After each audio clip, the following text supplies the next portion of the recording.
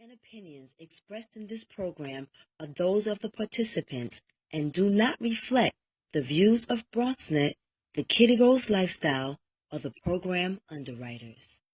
This is the movement. The movement.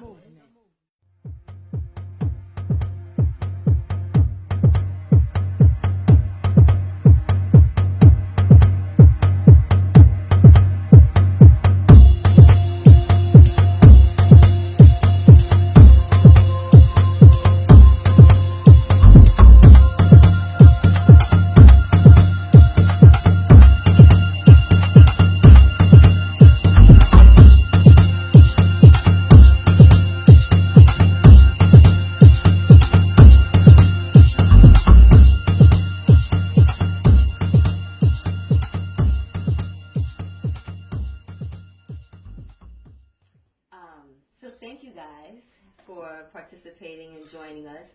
One of the reasons why I wanted to be on camera or have a session this afternoon was because of our last phone conversation. And our last phone conversation, Joyce was introducing the transgender community or chambers to me to see what my interest may or may not be in collaborating with a project that you're now working within that community. And it so happened to be around the same week that McKinney saw my sex talk. My sex talk after hours show. I heard about it. And I had expressed that I'm not a lesbian woman, but I have this this desire to possibly, wear a strap on with a woman. Just it's a fantasy or a desire? Desire means you really want to do it. That's a good reference. It's a difference. There is a difference, but I didn't even think about it. So I'll say a fantasy. I'll say a fantasy. You don't really want to? No, I don't really want to, but because I really think that's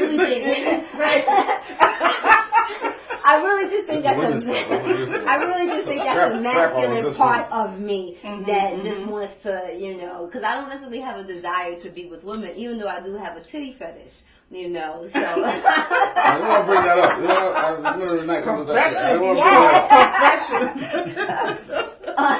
Well, no, it ain't really confessions yet. Yes, because every one of my girlfriends that's busty, I do a little extra hard. So yeah, you might I get it now. Right, you got some from me. See, I already had that frame of reference. I got a big hug. I already had that frame of reference. We had that discussion months ago. I didn't know. But I didn't want to interject it. If she didn't interject it, I wasn't going to interject it. But I think that's cool. I mean, we're defined so strictly by other cultures' parameters. You can't do this, shouldn't like doing that, you shouldn't do this. And I think that what floats your boat is what floats your boat. But that, I think, is the problem and the point, because we have been, what's the word that you like to use or that you've used, in the sense of who knows what's right, because who knows what's right or wrong at this point anymore. You know what I mean? Like, because of indoctrination, it's like you've had so much that's been pushed under, told over, redone. You know what I'm saying? Now our closed-mindedness could also be part of the problem. Right. Which is, again, now we talked about the transgender, because even though I had this fetish or fantasy or desire, whatever it is, I think in the back of my head, with the issue, if issue is the word, was at the end of the day, my foundation is still one of a Christian woman. And of someone who uses the Bible as her guide or her foundation in life. And one of the things that I love about learning about the scriptures is that I think that I am serving a logical being, a logical creator. And in logic, not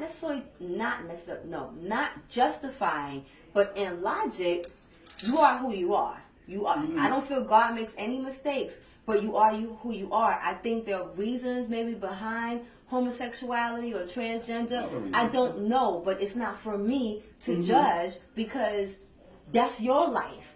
but I also know that I do not believe that homosexuality is right. So it's like the catch-22. I don't believe that a man's penis is supposed to be sucked or entered into another man. You know what I'm saying? I don't believe women supposed to, they don't even penetrate each other. You know what I'm saying? So they can't. Right. So to me, if the parts don't fit, that's a clear indication. See, that's biological. Yeah. And that's biological. And a lot of times, our biology and what nature drives us to do is in conflict in what society drives us to do.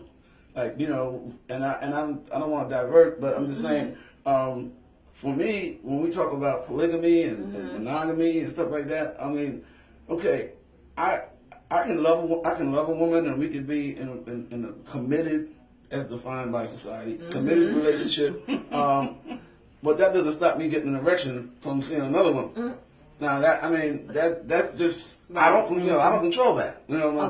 My physiology controls that. So does that mean I just went up? Yeah, so does that mean does that mean I'm a pervert? Does that mean I'm yes? I used to think that. Does that mean I'm cheating? Am I cheating?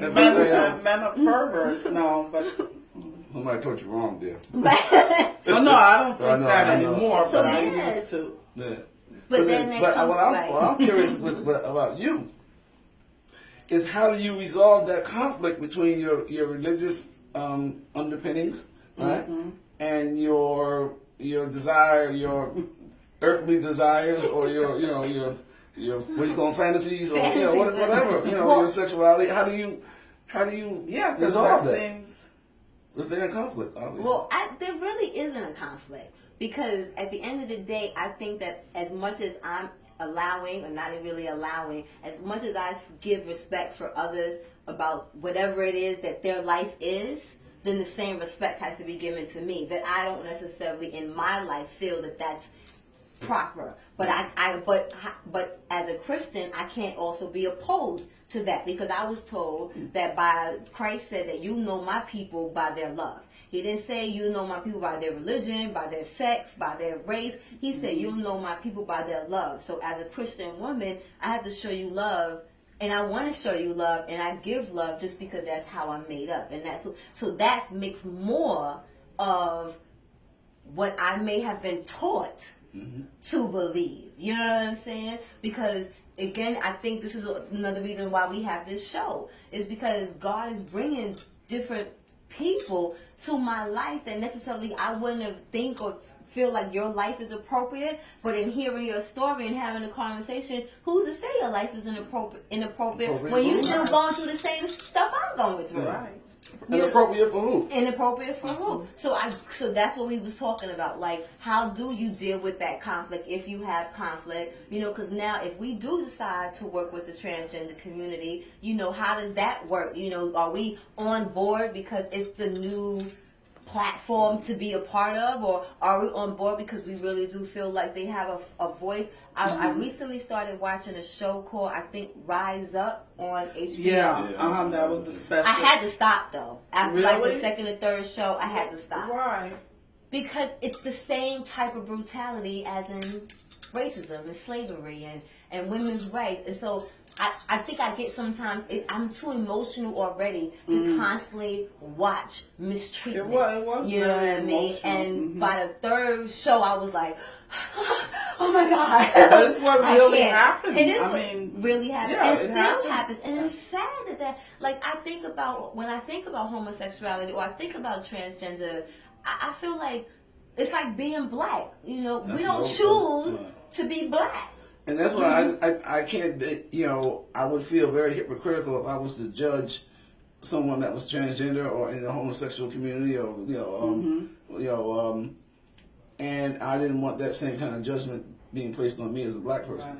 Right. So how do I navigate that? So I have religious underpinnings, even though I'm not religious at the moment. Religious in the sense that I define it by a Christian context, right?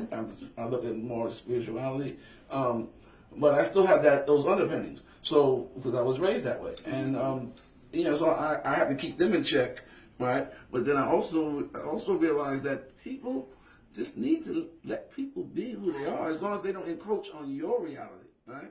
But what if they do? I'm sorry. She was on American Idol, LaPortia Renee. Okay. The statement that she made, No. she got a lot of backlash. What did she say? She was amazing. She was a lesbian for 2 years, she said. And she said she chose to be, and she got a lot of but then she chose to be in a heterosexual so do relationship. you think it can be a choice? Yeah. But people, it makes it bad for the people who feel it's not a choice. See, this is where the backlash came from, because for many people it's not a choice. But she made it seem like, oh, you just choose to be homosexual, and that's why it was a problem. But for her, maybe it was just a choice. Well, how do you feel on the issue? I guess, why do we even say issue? Because words are so It shouldn't powerful. be an issue. Right. Why It's an issue for the discussion. Right. It's an issue for the discussion. It's not an issue of our reality, I don't think, but it's an Right. issue for the discussion. So. I believe that people are born the way they are.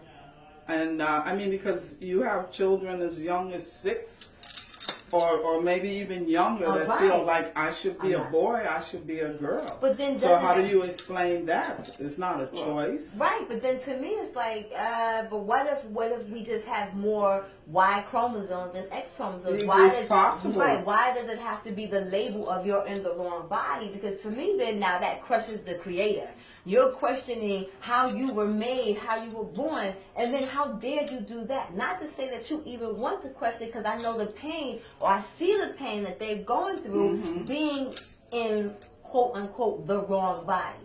But then you're going against the creator saying you're in the wrong body. Well, and that's just embracing that you might have more chromosomes than another. Well, I think that can happen. Yeah, I think the chromosomes determine the biological development. Right? Okay. Right. The hormones. Now the hormones impact the development. Right. I think that we all contain both sexes. Right. A penis is akin to a clitoris. Right. Men have nipples. Right. And so we have the same basic biology. Yes. Right? But the hormonal input determines how that biology is put forth, all right? So I think there may be some hormonal issues or some hormonal contributions to how people feel and the difference between their perception of themselves and what nature does, right? And I think that's something that I've thought about to a great degree, because my brother was gay. I've known, gay people on both sides. I've dealt with women that were bisexual, and I was talking to a young lady yesterday, right?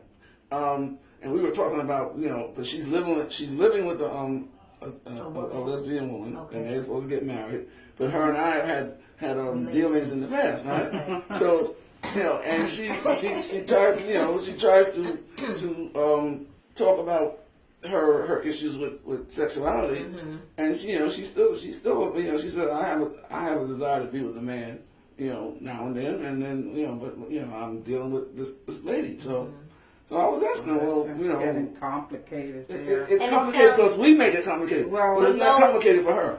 Sometimes I feel dickly, sometimes I don't. Well, to me that sounds greedy. To me that sounds greedy and selfish. Why? Because rather than just That's how you feel. Yeah. Okay, so you know what I heard? I used to date a cat, and he said, and I hate to say it, but I put some value in this. He said, okay, so now think about caveman days, or think about early days of mankind, and because homosexuality is not new. Transgender, homosexual, none of this stuff is new. So in years back, when from what we know, the Euros were engaging in bestiality. Yes. You know what I'm saying? That homosexuals are the descendants of those folks that engage in such perverted behavior. So even though it's a thousands and thousands of years later that they're really the descendant of some type of retardation of that type of relations between women, humans, and animals. So I think that I think that comes from back in the time when the Crusades and all that was going on, the Inquisition. I think that was to begin to paint the picture of making it wrong and attaching wrong to that situation. You know what I mean? Because bestiality. What do they mean? Who had what? How did that happen? A woman had. But people do have sex with animals. Yeah, so the animal brought forth a human. No, the woman the brought DNA forth. the chromosomes won't match. Okay. So as far as I know, I'm not a scientist, but as far as I know, I see some people running around here look like they have little beasts in them. But I don't know if that's real because of that. They fast too, but or maybe not necessarily the beast, but maybe because what we have the giants, we have the supposed angels that came down to the earth and became the Nephilim, the giants, or we have alien sightings, and where maybe it was another race or another creation that had relations, and then that's who homosexuals or transgender community stems from. So what is the preoccupation with defining it in kind of a negative slant? Because it's the parts don't fit. According to, but doesn't fit. According to exactly. No, the literal parts don't fit. But what do you mean? Because a penis and a penis and a vagina and a vagina don't fit. Yeah, but that's biology. With the mindset, may be a little different. And what spurs that mindset? The reality of the parts don't fit. Okay, but so if the parts don't fit, what spawns someone's attraction to the same part? And they know the part don't fit. So maybe that's something different. From the beast, But maybe maybe that's what's different, and maybe that's what was stolen. Because I'll give you a perfect example, and I know my children love and hate me and what I do at the same time, because I truly share my life and my experiences with them. So please, I hope that my son continues to love me after I share this. But I think that this is very important, and I think that I'm not alone in this happening. Right. So my son is 12, 13 years old. And he comes to me and says that he thinks that he's attracted, or he thinks a boy is cute. So now he's questioning his sexuality. So I'm having a conversation, and I'm praying inside. and I'm trying to, be, copacetic, and not make judgment or anything like that. But the Spirit moved me to say, well, what is it that you find attractive? What is it? Do you think that he's a good-looking guy? Because you could think someone of the same sex is good-looking. Do you like, the way he dresses? So he's like, yes. And it's simple, yes. You enjoy the conversation, yes. So I said, but do you want to kiss him? Or do you want to do anything of a sexual nature like you might want to do with a girl? He says, no, I don't really think so. But I think he's a good-looking cat. I like being with him and things like that. So I said to him, could it be, not saying it is, could it be that you just think that he's a nice, like you find this young person attractive who just happens to be the same sex, rather than you thinking that you're attracted to him? And as males, I think we go through that. I mean, there's been times in my youth when I was struggling with the imposed identity of what I'm supposed to be as a man. I would see a guy that's a handsome dude, right? But I have to say it that way. It's a handsome dude. You have to put that let it be testosterone driven, right? So, it wasn't sexual in nature. I mean, I've always had like best friends, my dudes, and certain dudes that I hang out with more than others. We bonded on a male level, but I never felt a sexual attraction, but I felt a yearning to be with them. Like, I miss my buddy. I want to be with my dude, right? Sometimes, like, instead of being with my chick, let me go hang out with the dude, because it's different. We deal with stuff differently. But now, you mess around and let society get in your head and start defining that for you, then you're going to start to wonder, oh, damn, am I gay, or am I supposed to feel this way? That's the conflict we have with the imposed perception and the actual feeling. I mean, the feeling doesn't have to be sexual or defined as intimate in that way to be because you're bonding with another guy. I don't like say tell the people when they go to the bathroom, let me see you. I'm not doing that. I said, damn, you got some nice muscles there. I said, you've been working out. You structurally look good. Well, I'm not just saying I want to, step out and feel on it. So I mean, and that's our indoctrination, our experience, fuels that in our minds. I think because here comes the conflict. Right. I feel this way naturally, but I'm taught that if you feel that way, this is what's happening. Or if you feel that way, this is the case. All right. And the reaction play, in part because you don't feel accepted. So let me, embrace you in. You know what I'm saying? Or you suppress it, like you said. You know what I'm saying? And it manifests itself in other ways. In other ways. So for me, I was like, okay, allow in the spirit to guide me and just talking to him in a calmly way, even though I'm dying inside. But you were worried about. You don't want him. But see, that's a problem because why don't I want you to be gay? Right. If that's what you want and that's who you are, yeah. Because ultimately, as a parent, I want you to be happy. That's what God wants for me. I don't know as a parent, it might be the Christianity that makes you feel that way. Right, but before Christianity or anything else, I'm a parent. I'm a mother. Right. You know what I mean? I'm as a child of the Creator who's a parent. He doesn't want anything for us but to be happy. That's why he gives us this gift of life. So as a parent, I would want my son to be happy, whatever his journey was. But I'm inside like, yeah, oh my God, please don't be gay. You know what I mean? And then the same thing, and now he's 21, and you could tell that's far from his life. You know what I'm saying? Pussy stays on the brain. You know what I mean? But now here I am with Isha at 13, and she was like, I'm afraid to tell you, but I think I like a girl. But what was interesting is it's 13. Same with Isaiah was 13. What's the issue with 13? I don't know, but why? Well, I think the hormones are really starts really. Again, there goes the conflict. What? Man says you're not supposed to do this. Society says you don't do this until you're 18, 19. What Mother Nature says, you start menstruating at 12. That means you can have, you're a woman. You're a woman, right? So by nature standards, you're a woman at 12, 13, right? Wow. By society standards, because of the different trainings and stuff, and what you have to do to survive in the parameter that society sets.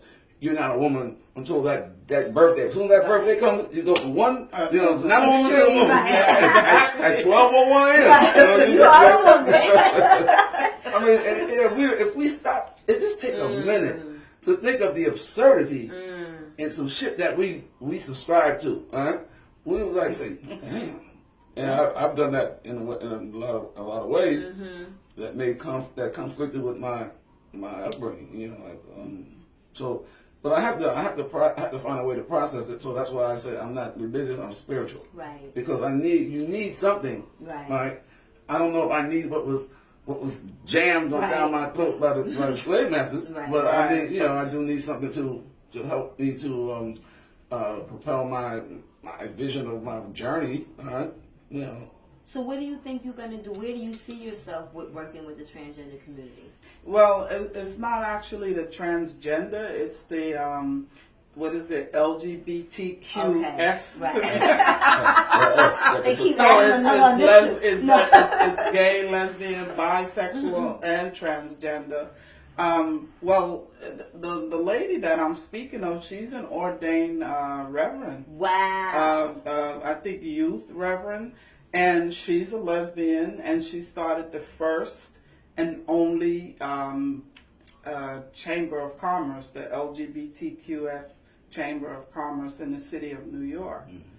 And now she's the head of the national one. And it's really very interesting. I mean, I enjoy working with her. She does a lot of community work, and she's just an awesome lady. And I'm glad I met her. And I think that's a fantastic platform for understanding. Yes. Because if you can get into understanding in that platform, you can apply that to a lot of different areas of your life. And it was kind of strange for me in the beginning when I met her, because I was like, how can you be an ordained reverend and you're openly gay, you know? So in your mind, But too. It was like, it conflicted until after I met her and I saw the good work that she does in the community and all the people, I mean, and connections that she has with politicians and everybody. I said, well, she's doing great work and she believes in what she's doing, and And what she does in her bed does not define that. And she's like you. I mean, she's a minister, but yet she's a lesbian. So and I'm a cussing minister. That's so but wait, we have but if to I was a redefine cussing minister, idea of what a minister is. It's not some of the things that we and see. you know what's crazy? Like, no judgment and no disrespect, but I know some ministers who are the nastiest and meanest people. Mm-hmm. You know what I'm saying? Like, and I can shout this out. Like, my mother is an amazing preacher, and is one of the nastiest. One of the meanest, not nasty. One of the meanest persons you'll ever meet. And I don't understand that And I either. don't understand how you can have such an ability, and even because I feel like, okay, you can't front the creator. You know what I'm saying? You can front folks, and you can't even front folks for too long. Right. You know what I'm saying? But here you are, 60 plus, been preaching my whole life. You know what I'm saying? And I watch her bring people into learning about God and embracing God. I watch people be at awe with the way that she's able to break down the scriptures and help you understand, what the scriptures is explaining to us, but have taken the scriptures and have become a fanatic. In a sense. That's you know what I'm I saying? And has become, because she doesn't have a relationship with any of her children. Well, let me not say that. It's just weird. You know what I mean? But here you are being used in such a way to spend a message of love. Right. And you limit your love. But then I feel, okay, but then who am I to judge? You know what I mean? Here we go back with this conflict that we have. Life is conflictual in that we're subjected to all different kinds of stimuli, and then we're told how we're supposed to respond to that stimuli. So it's just it just gets like confusing, and that's why it's confusing. Right. Ultimately, what happens is you go insane. Hello. Insanity. And that's what they said. Wait a minute, something insane is when you repeat behavior over and over. And that's what we've done as a society. And that's the end of the interview. Okay. This is the movement.